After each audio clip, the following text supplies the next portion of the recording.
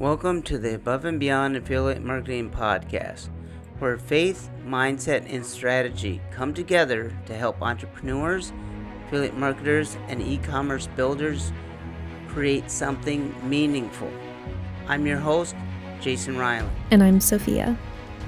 Here we explore the ideas, principles, and conversations that help you think bigger, build smarter, and grow beyond what you thought was possible. What if I told you there's a power inside you right now, a real power that can change your life, heal your body, grow your business, and transform everything around you? You'd want it, right? But here's the thing, nobody wants to talk about. That same power, it can be twisted. It can be flipped upside down. And when people use it the wrong way, it doesn't just hurt the person they aim it at. It destroys them. Today, we're starting phase 2 of the Hidden Power series, and this one is called The Perversion of Truth. Now, before you think this is some heavy, dark topic, stay with me, because understanding this power gets twisted is the key of making sure you never fall into that trap.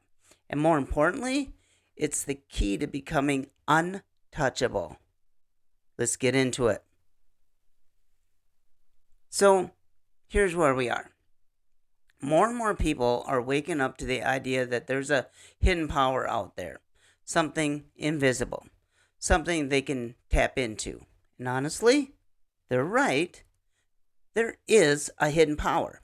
Thomas Troward, the man whose work this whole series is built on, he saw this over 100 years ago. He said people were starting to recognize it. And today, it's everywhere. Self-help books, podcasts, social media. Everybody's talking about mindset, manifestations, the power of your thoughts. And the specific power Troward zeroed in on is the power of suggestion. Now, let me break that down real simple. The power of suggestion is the ability to plant an idea in your own mind or in someone else's mind. And that idea will grow and produce results. It works through what we call the subconscious mind. That part of your mind that runs in the background, like an app running on your phone even when the screen is off. You don't see it working. You don't always know where the idea came from, but it's running and it's powerful. And here's where it gets interesting. Here's where it gets dangerous. The power is neutral. It's like electricity. Electricity can light up your house, cook your food, keep your family warm, but that same electricity can burn your house down. It all depends on how you use it. It all depends on the character of the person using it. And Troward said, and this is the heart of today's episode, that is the power that was already being perverted, twisted, flipped upside down. Wait, so you're saying the power itself isn't bad? It's how people use it that makes it dangerous? Exactly. The power is just power. It's like a knife. A surgeon uses a knife to save your life. A criminal uses a knife to take your life. Same tool, totally different outcome. And Troward saw that as soon as people discovered this hidden power, a whole bunch of them immediately went to the lowest use of it. Not the highest, the lowest. What do you mean by the lowest use? I mean using it to control people, to manipulate people, to get what you want without caring about what it does to them.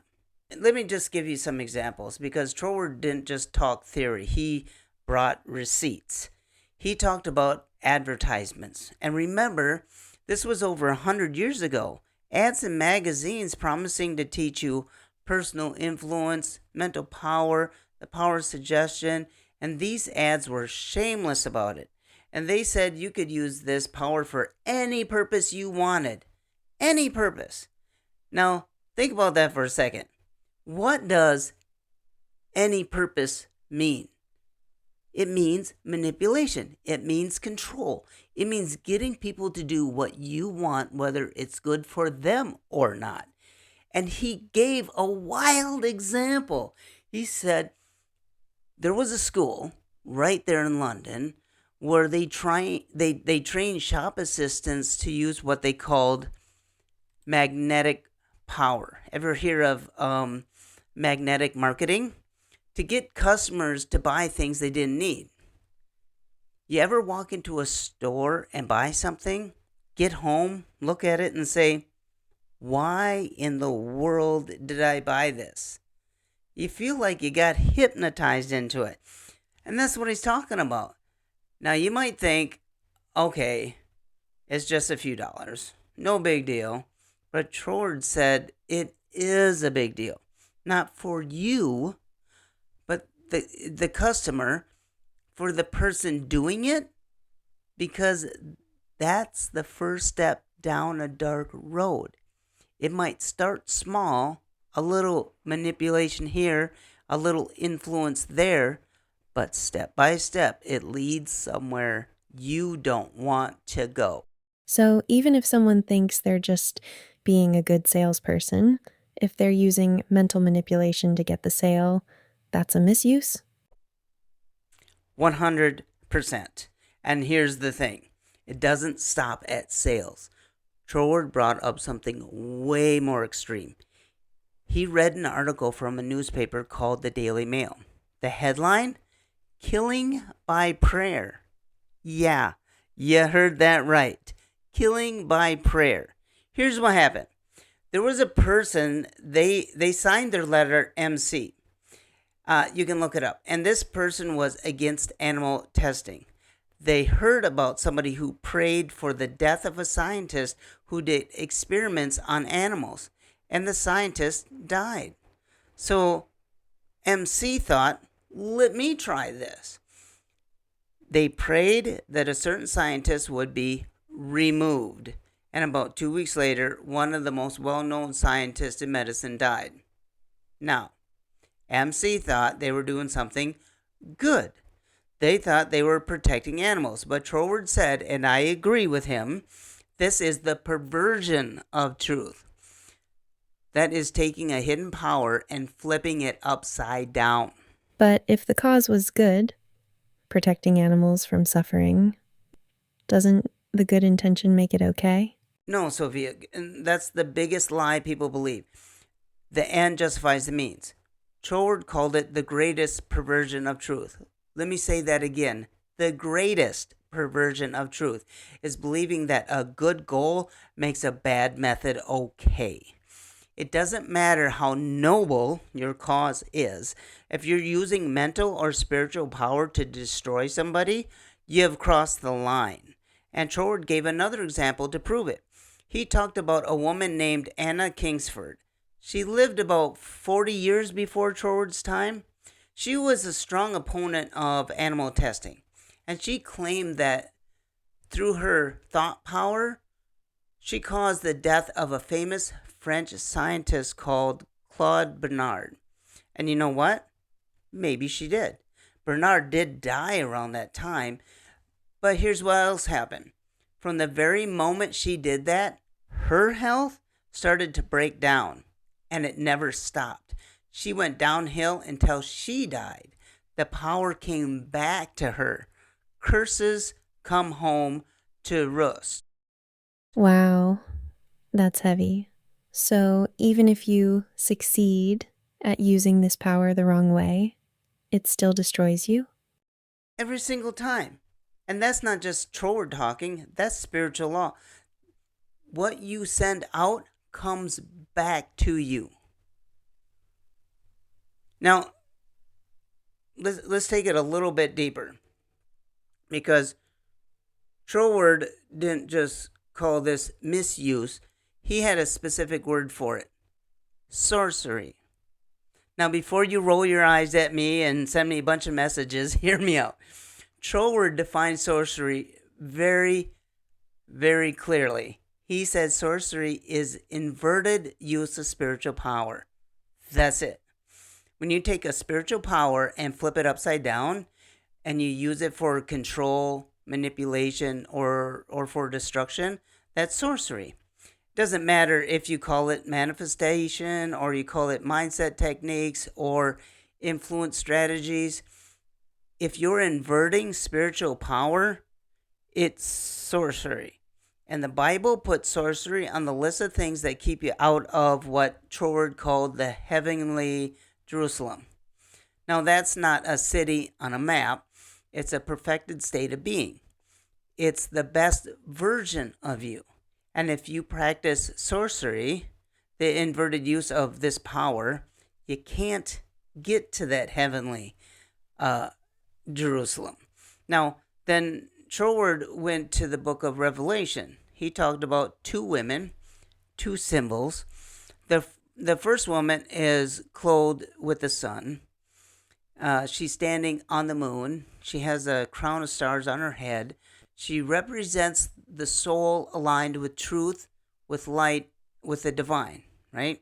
The second woman is sitting on a throne of the world. She's holding a golden cup, but the cup is full of nasty stuff and abominations, and she is called Babylon. These two women represent two choices, two ways of thinking, two modes of the soul, if you will. One is aligned with God, and the other is marked by sorcery, the inverted use of spiritual power. And what happens to Babylon? She becomes the home of devils, the prison of unclean spirits. In other words, when you keep misusing this power, your inner world becomes a dark, ugly place, even if nobody else can see it. So you're saying that the outside might look fine for a while, but on the inside, someone who's misusing this power is falling apart? That's exactly what I'm saying. And it always shows up eventually. Always. Now, Troward was also a judge. He sentenced people in court. And he said something I will never forget. He said, killing by mental means is just as much murder as killing with a knife or with poison. He said, and these are the words of a man with years of judicial experience. He would have no problem hanging somebody who committed murder through mental suggestion. That's how serious this is. Psychological crime is still crime. And Troward said it might even be worse because the person doing it is operating at a deeper level of evil. That puts it in a whole different light. So this isn't just some spiritual concept. There are real consequences. Real consequences. And Jesus himself taught on this exact point. Remember that fig tree we talked about a while ago? Jesus spoke to a fig tree and it withered up and died. And when his disciples said, "Look, the tree you cursed died," Jesus didn't deny it. He said, "You can do the same thing. Nothing is impossible for you." But then, and this is the part people skip, he said, "Forgive. If you have anything against anyone, forgive them." He showed them the power. Then he gave them the rule. Use this power with prayer. Use it with forgiveness. Use it with alignment with God. And if you do that, you will never use it to hurt someone in their mind, body, or circumstances. Now, okay, here's the question. Should we be scared? Should we walk around terrified that somebody is sending negative thoughts our way? No, Troward said absolutely not. I agree. First of all, most people don't know enough about this power to use it, for one. And those who understand it, the vast majority of people out there, like 99 out of 100, want to use it for good. They want to help people. I know you do. And they want to build, not destroy. But there is a small group who will misuse it. Human nature is human nature. So how do you deal with them? Simple. You see them for what they really are. People who are ignorant of the real spiritual power. They think they have it, but they don't. They have a cheap copy, a knockoff. And when you see them in their true light, their power over you falls away. Because here's the law: the affirmative always destroys the negative. The constructive always overcomes the destructive.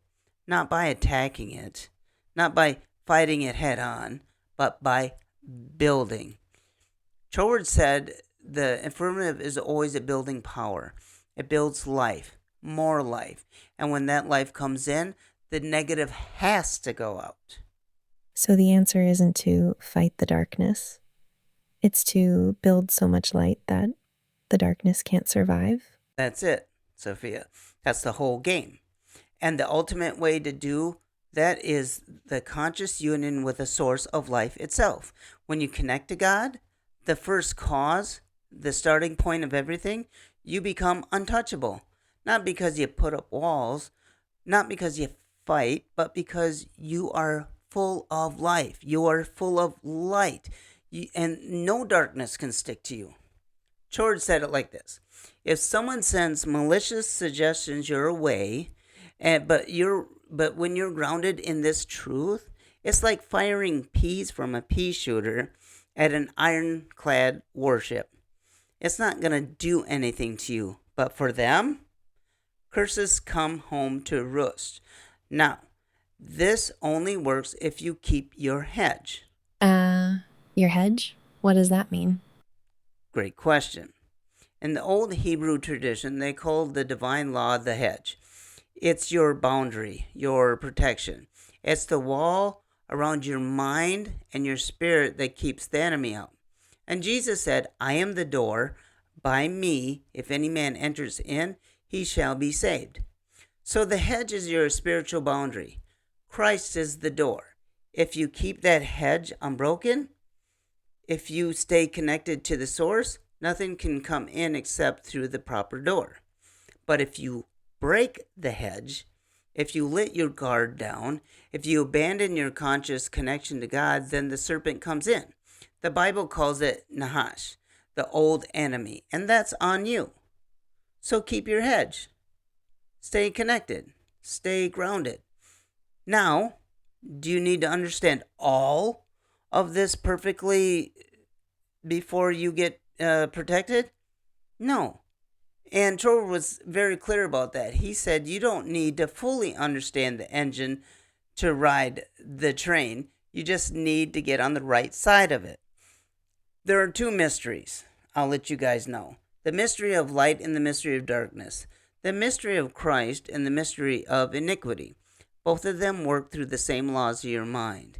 Your subconscious mind responds to whatever you feed it. So the question is simple. Which mystery are you feeding? If you choose the mystery of light, if you let that truth become the center of your heart, it works automatically.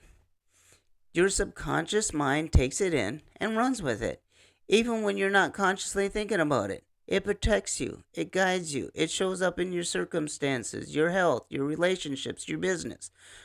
Troward used a really beautiful example. He said, if you start with the color red as your base, every color you mix will have red in it. Oranges, purples, browns, red shows through everything. And if you start with blue, blue shows through everything. Same with your life. If you start with the divine, if God is your starting point, the quality shows up everywhere, all the way to the tips of your fingers, all the way to the edges of your circumstances. So I'll give you guys some practical application, okay? So what do you do with all this? Let me make it simple. Number one, guard your mind.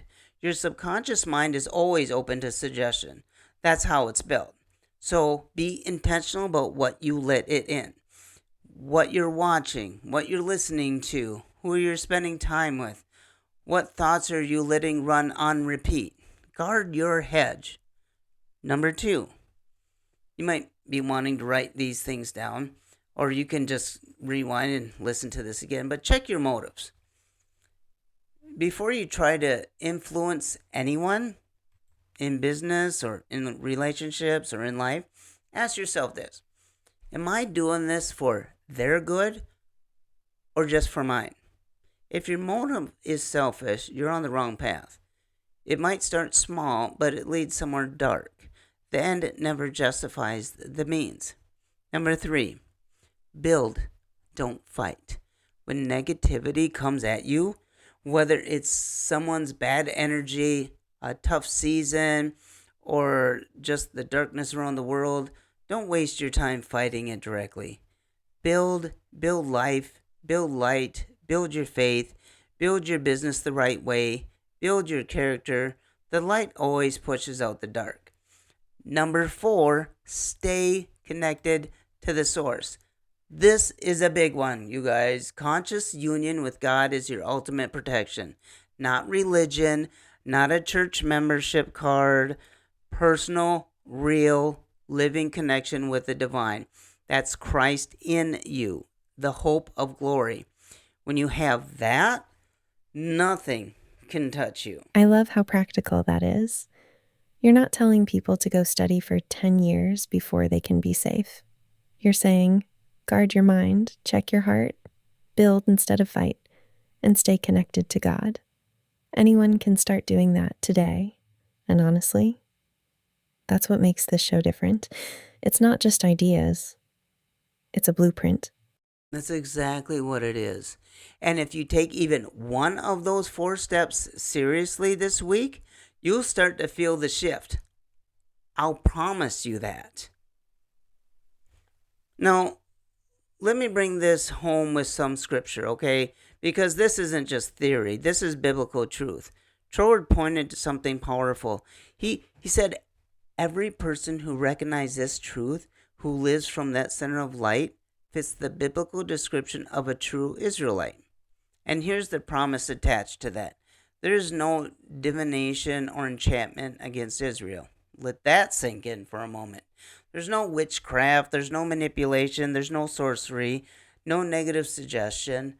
None of it works against someone who's walking in their identity as a child of God. That's not just an old verse from 1909. It's a living, breathing promise for you today. St. Paul said it, Christ in you, the hope of glory. That means the divine, creative spirit of the universe has made its home inside of you. Not out there somewhere. Not in a building, in you. And when you start from that place, when God is your fountainhead, His presence flows through you and through everything you do. Your business, your health, your family, your future. It all carries that quality. You don't have to fear any negative power. You don't have to worry about who's thinking what about you. You don't have to live in the anxiety about curses or bad energy or any of that. You just have to keep your hedge, stay connected, and build. And that's the part I want everyone to really hear. You don't have to be a Bible scholar. You don't have to have it all figured out. You just have to choose the light and let it grow inside you. That's the starting point. And once that seed is planted, it works, even when you're not thinking about it. That's the beauty of how God designed your mind. Perfectly said, Sophia. That's the whole thing right there. So here's my challenge for you today. Stop playing with this power like it's a toy. It's not a game. It's not a trick to get you more sales, and it's not a hack to manipulate people into doing what you want. This is a real power, and it comes with real responsibility. The truth is, everything you want exists on the other side of using this power the right way, with clean hands, with a pure heart, with your eyes on the source, not on the shortcut. The world is full of people chasing the hidden power for selfish reasons. Don't be one of them. Be the person who uses it to build, to serve, to lift people up, to create something real. Because when you do that, when you align with the mystery of light instead of the mystery of darkness, you become untouchable. Not because you're arrogant, but because you're anchored. And no divination or enchantment, no manipulation, no sorcery, none of it. has any power against someone who is grounded in the truth. And this has been episode 7 of the Hidden Powers series, phase 2, Perversion of Truth, right here on the Above and Beyond Affiliate Marketing Podcast. I'm Jay, and I'll see you in the next one. Before you go, be sure to share this episode and leave a comment letting us know which part stood out the most to you, or if you have any questions, reach out. We're also excited to announce our new website has launched, the Above and Beyond podcast.com, so please come visit. Thank you for your patience. There's still more tweaking to do, but it is here. And you, if you'd like to be noticed when we use your comments or suggestions, simply send us an email at the Above and Beyond podcast at gmail.com, and we'll make sure you are informed. And trust me, you're going to want to be. And speaking of building, let's talk about something real for a second. One of the biggest reasons good businesses never get off the ground isn't a bad idea. It's not the lack of hustle. It's money. You need capital to start, or to stock inventory, to grow, to expand. And most people don't know where to turn. And that's why we have partnered with Rock Financial. Whether launching a startup, or you needing funding for inventory, or you're ready to take your business to the next level, Rock Financial is here to help you make it happen. This is about building something real with the right support behind you. Check out the link in our show notes, or just head over to theaboveandbeyondpodcast.com/financing. And if you have questions, reach out and we'll point you in the right direction. And I'll be right here waiting for you in the next episode. We're just getting started with phase 2, and honestly, what's coming next goes even deeper. You don't want to miss it, so hit that subscribe button, share this with someone who needs to hear it, and come back ready, because Jay and I have a lot more to unpack. See you soon.